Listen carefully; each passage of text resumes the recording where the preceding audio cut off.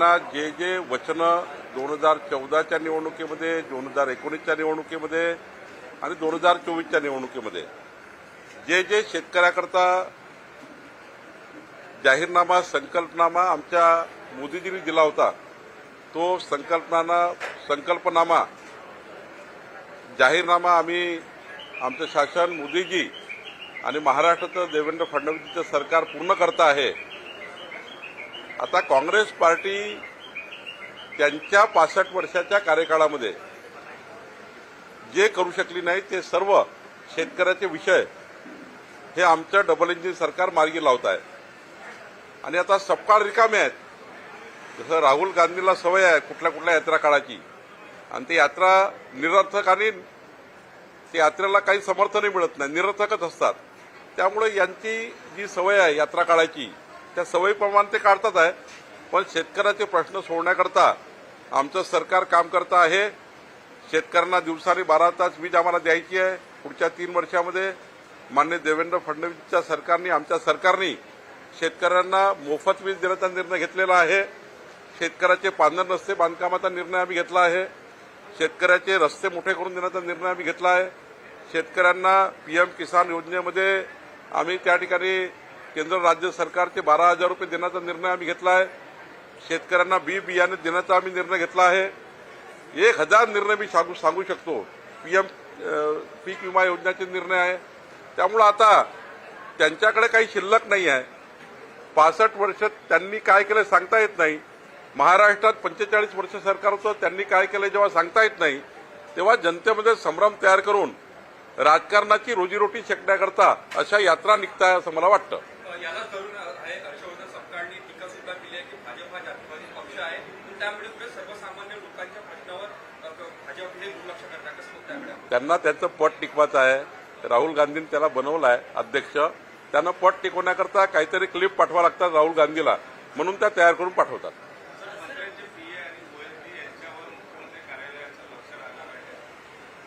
माननीय मुख्यमंत्र्यांनी असं कधीच म्हटलं नाही की त्यांचं लक्ष राहणार आहे।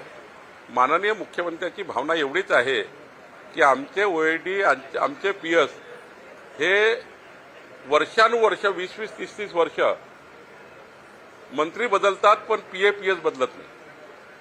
आता सरकार बदललं, मंत्री बदलतात, पण पीएस तेच असेल तर सरकारच्या पारदर्शी गतिमान सरकारबद्दलच्या ज्या भूमिका आहे त्या पुढे जाण्याकरता थोडं मला असं वाटतं यामध्ये मुख्यमंत्री महोदयांना काही याच्या बाबीबद्दल त्यांचं रिझर्वेशन आहे। आणि ही गोष्ट खरी आहे, जेव्हा मंत्री बदलतात तेव्हा नव्या दमाचे पीएस आले तर अजून चांगल्या पद्धतीने त्या ठिकाणी मंत्रालयीन कारभार त्या ठिकाणी अजून सुकर होतो आणि अजून गतिमान होतो। आता मी मंत्री झाल्यावर, महसूल मंत्री झाल्यावर मी 4 पीएस नवीन घेतले तर ते अधिक जोमाने काम करतात आहे। जुने काही काम करणार नाही का, ते करणार होते।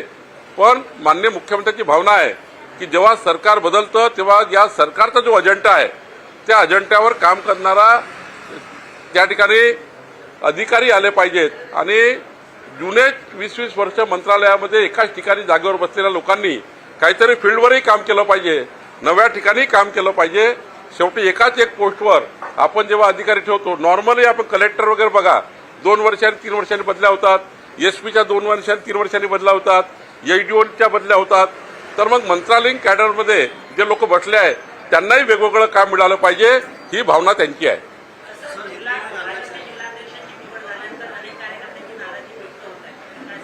कुठलीही नाराजी नाही आहे। भारतीय जनता पार्टीच्या ज्या 80 जिल्हाध्यक्षाच्या निवडी झाल्या आहे त्या आमच्या सर्व कार्यकर्त्यांना, कोर ग्रुपना विश्वासात घेऊन केलं आहे। आता एका वेळी 4 लोक इच्छुक राहतात, एका वेळी एका पदावर एकच व्यक्ती बसू शकतो, एकच जिल्हाध्यक्ष होऊ शकतील, 2 नाही होऊ शकत। त्यामुळं 3 जे इच्छुक असतात त्यांना काही दिवस नाराजी वाटतं, पण जे इच्छुक होते त्यांनाही आम्ही राज्याच्या पदाधिकारी मंडळामध्ये कुठल्या ना कुठल्या पदाधिकारी मंडळामध्ये सर्वच कार्यकर्त्यांना आम्ही स्थान देणार आहे। त्यामुळे कुठेही नाराज होण्याची कोणी गरज नाही। नाराज झाले असतील तर आम्ही त्याचा विचार करू।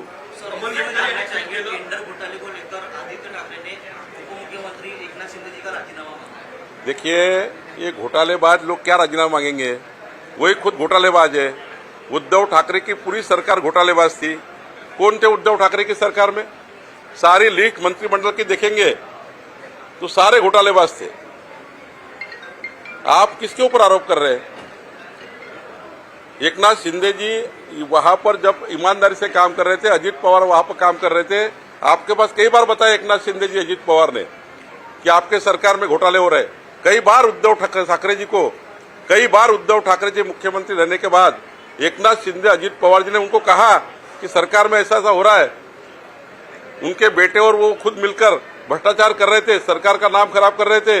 2.5 साल सरकार में बैठकर कुछ काम नहीं किया। मंत्रालय में केवल 2 दिन आए मुख्यमंत्री 2.5 साल में।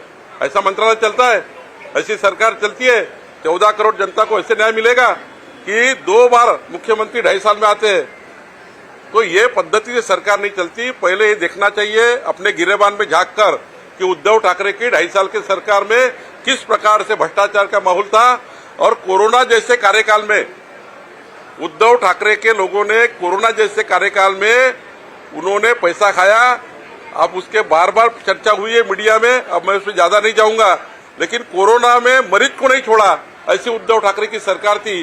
वो क्या आरोप लगाएंगे किसी पे? क्या उनको अहमियत है और क्या उनके गिरेबान में ताकत है कि दूसरे पे आरोप लगाए? विषम सिंधु को लेकर सीबीएस की टिप्पणी के बाद खरगे बोले मोदी ने देश को गुमराह किया।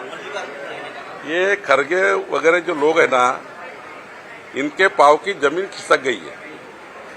पूरे देश ने स्वागत किया है मोदी जी का। 140 करोड़ जनता ने तिरंगा यात्रा निकालकर मोदी जी ने किए हुए पाकिस्तान की हालत को सराहा है। हमारे सैनिकों ने जिस प्रकार से पाकिस्तान में घुसकर 14 मिनट के अंदर 9 अड्डों को तहस नहस कर दिया, मोदी जी को लोग और सैनिकों को लोग सराहना कर रहे। और ये खरगे वर्गे है ना, इनको अभी लगता है कि जिस प्रकार से देश मजबूत हो गया है, पूरे विश्व में भारत देश का डंका बज रहा है। अमेरिका जैसा देश भारत के गुणगान गा रहा है कि भारत ने दहशतवाद के खिलाफ लड़ाई चालू की है। हमारे मोदी जी ने और हमारे देश की सेना ने जिस प्रकार से लड़ा है, जिस प्रकार से दहशतवाद के खिलाफ लड़ाई चालू की है, पूरा विश्व मोदी जी के साथ आया हुआ है। इसलिए खरगे के पाव की जमीन खिसक रही है। अमोल मिटकर यांनी ट्विट केलेलं आहे, ओबीसी आणि हाकेच्या पैशावर जे कर्ज मागायला लावलं या संदर्भात ट्विट केलं आणि सामी निवडणुकीसाठी असं आहे, मिटकरी जी हाकेच्या मदत काय आहे तू त्यांना विचारा, मला कशाला टाकतो? यावर पार्श्वभूमीमध्ये ठीक आहे भाई। पार्श्वभूमीमध्ये जे वाघाने हल्ला केला त्यामध्ये काल एक माणूस मृत्यू पडला। यावरून आपण एका महिना अगोदर आपण वन विभागाला निर्देश सुद्धा दिले होते की या संदर्भात तातडीने कारवाई करावी। मात्र या कुठेतरी या संदर्भात कुठेतरी वन विभाग दुर्लक्ष करतात। यावर वन विभागाच्या वरिष्ठ अधिकाऱ्यांच्या काही दुर्लक्षपणामुळे त्या ठिकाणी अशा घटना होत आहे, गोष्ट खरी आहे।